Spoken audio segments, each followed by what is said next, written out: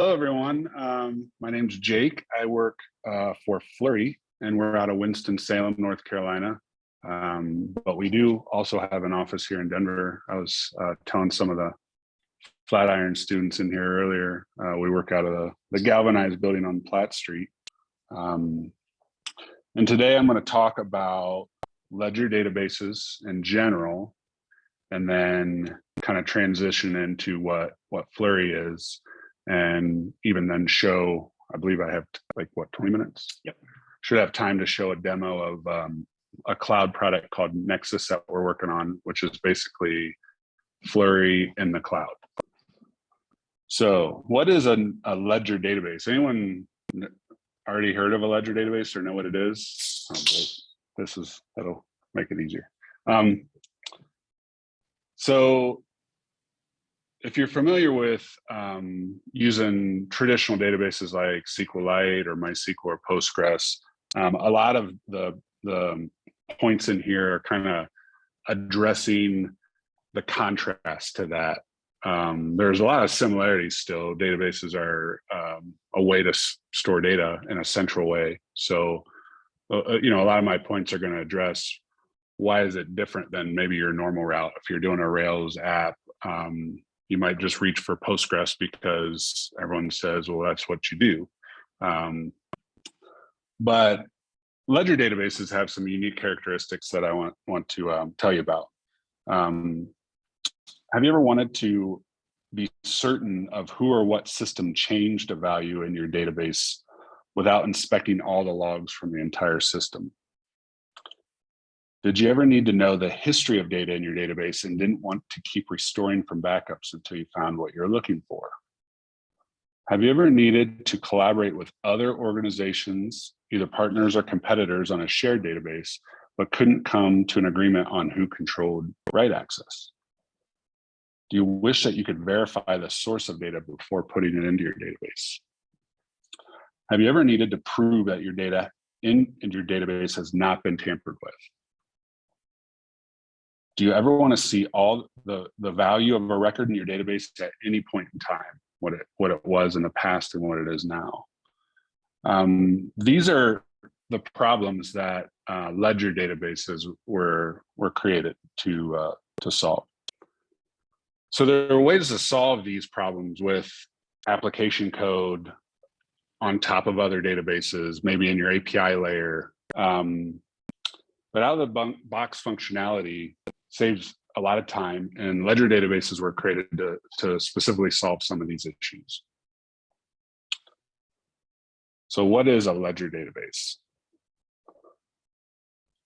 We all have a mental model of what a database is already, probably like Oracle, Postgres, MongoDB, Cassandra even.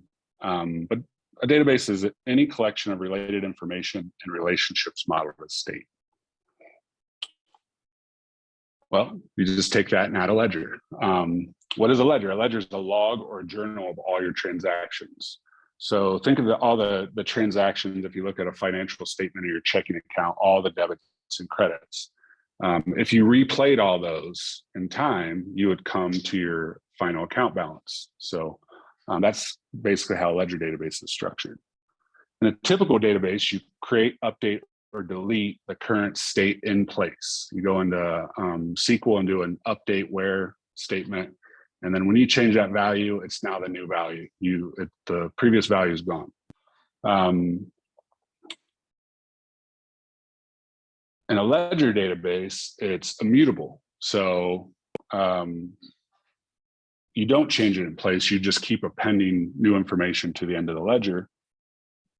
What do we mean by that?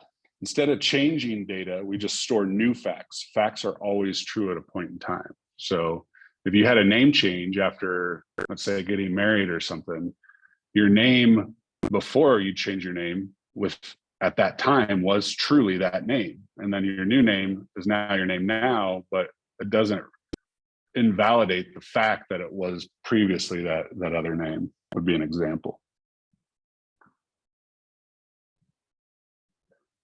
A lot of ledger databases cryptographically verify, or at least Flurry does, the values before they're written to disk.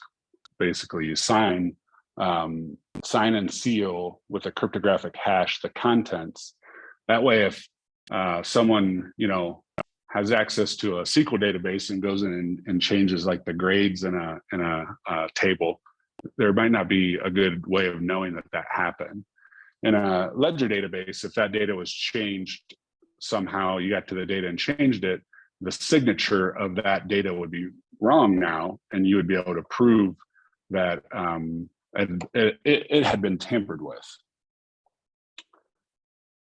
Also, Flurry introduces the idea of signing. Not all ledger databases will give you the ability to sign transactions or queries, but in Flurry, we use digital signatures as well, so that the identity of the user or machine, I guess, issuing a transaction or query signs it with their private key, and then that can be validated on the other end with the public key to make sure that that's the identity that actually has signed that transaction or is issuing a query, and we can apply rules based on that identity. A lot of times in a traditional model, your application talks to your database with maybe administrator password or something, and you have to manage who the identity of the user is in application code. They authenticate to your application, you store it in a session, say this is the user, and then you scope your queries based on what that user has access to. Using Flurry, the identity can be passed right to the database, so the results can be filtered based on that user's permissions in the data itself. So sealing, the concept there is like you're putting your data in an envelope and sealing it before it's written with a cryptographic hash, uses SHA-256. So any of the changes, like we talked about before, after it was sealed, the hashes won't match if it gets tampered with. So if this sounds like blockchain, you're not too far off. Blockchain, not in the sense of Bitcoin, although Bitcoin is an application of a blockchain, but many ledger databases will not only hash the contents of the data to make sure that that packet or that block hasn't been tampered with, but will store the hash of the previous block as well. So if you're thinking in a log, that you keep appending new blocks, you keep appending new transactions, it's a linked list, if you've heard of that, where the previous hash is also included in the sealing of that block. Again, just helps to make sure the data hasn't been messed with, and it helps to validate that that's true in a much quicker fashion. So what is a ledger database? Is it SQL? Is it NoSQL, or what? Well, it depends. Amazon's QLDB has its own SQLite interface called Particle. Flurry is modeled as a graph database. It gives you multiple modals for querying, like GraphQL, something called Sparkle. You can use SQL statements, and we use something that we've created called FlurryQL, that everything essentially gets translated into anyway. So we usually promote that as a great way to query the database. So the ledger database is mostly about how it's stored. So the fact that it's immutable blocks being appended to the end is great, but how do you access it? How do you query it? Well, you need to still index that data so that it's queryable. And many ledger databases will have a separate query server or query system and a transaction system, so that they're two different things. That's why you could implement a ledger database with a whole SQL front end or a graph, because that's more of an indication of how you're going to query or access that information. So why not use a ledger database? There are some obvious use cases for this technology, like financial systems or like financial transactions, like a cryptocurrency or a banking system, supply chain systems where multiple parties are reading and writing to the same data set, and you need to verify that everything is accurate.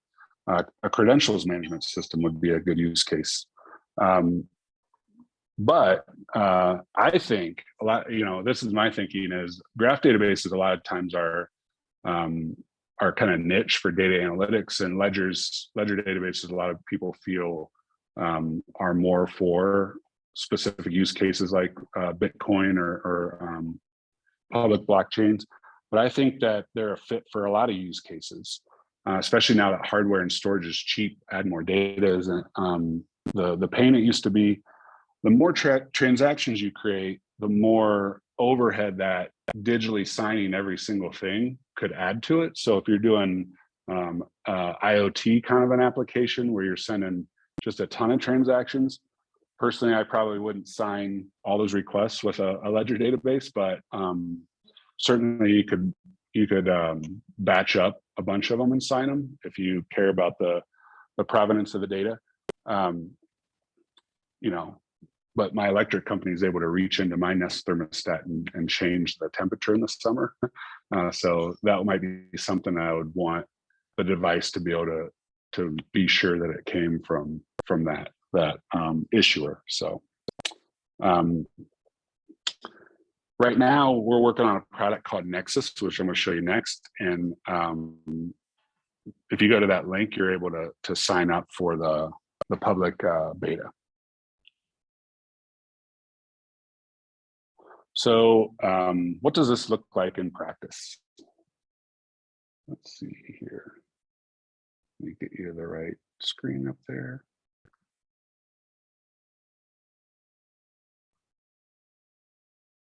So this is Nexus. This is Flurry in the cloud. Something's weird. Sign in with my Google.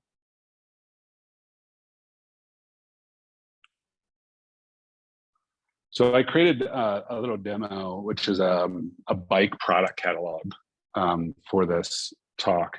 And a little background on the data. This particular data comes from kind of a flat data structure where you have a list of bikes and you have properties on the bikes. I did find one interesting aspect of the data where have the idea of these subcategories, right? So I'm not going to say that word, but an epic bike is a subcategory of a cross-country mountain bike, which is a subcategory of a mountain bike, which is a subcategory of a bike. These things can be tricky to model in SQL databases with a lot of join statements in the query. With a graph database, it's a little bit easier to model something like this. So my data model ends up looking something like this, where I have a bike collection, and then it has some properties on it, and then it has a category, and that category has a reference back to itself, like a parent pointer of a subcategory of, so that we can model that relationship in the database.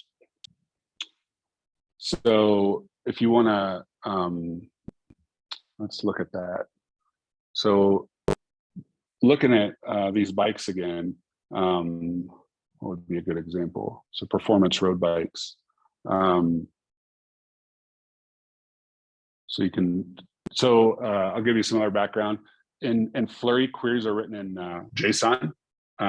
So out of the box, Nexus or Flurry that you can run on your own gives you an HTTP API. So you send your queries and your transactions to an HTTP endpoint with JSON packets. So it makes it so you can integrate it really easy with whatever you're working with.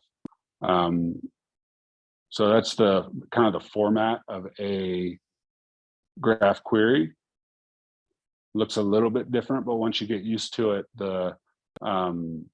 these where clauses are really powerful, where you can chain them together and pass the results of the first where clause kind of down to the next where clause, down to the next where clause.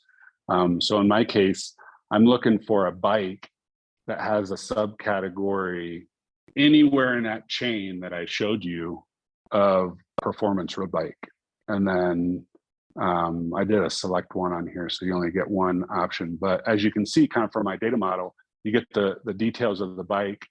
And then you come down here and you get performance road bike is kind of embedded down here, because the first category is this ALES, and then there's a performance road bike, and then there's a property of bike. So we're able to capture that relationship so that you don't have to keep track of all those tags that bike could be all the time.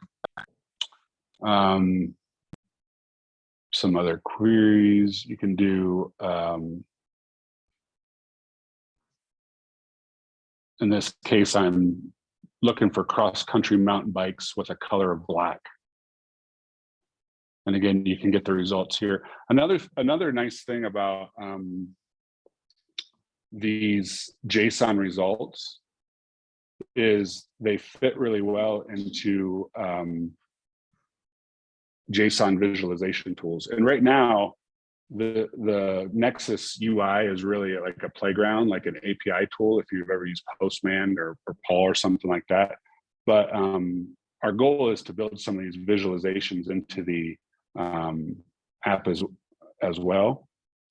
But right now, I've been playing with this tool called, I don't know if you've heard of it, but it's called JSON Visio. So it's another kind of nice way to visualize the results of a query. Hopefully this will load.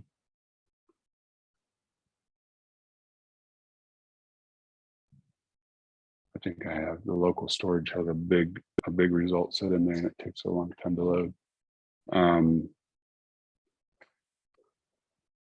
So as you can see here, that there's these bike elements that are connected to, it's hard to see on the screen, but through their category chain to the other subcategories that we reference. And then we call that kind of crawling the graph to get to the information you want.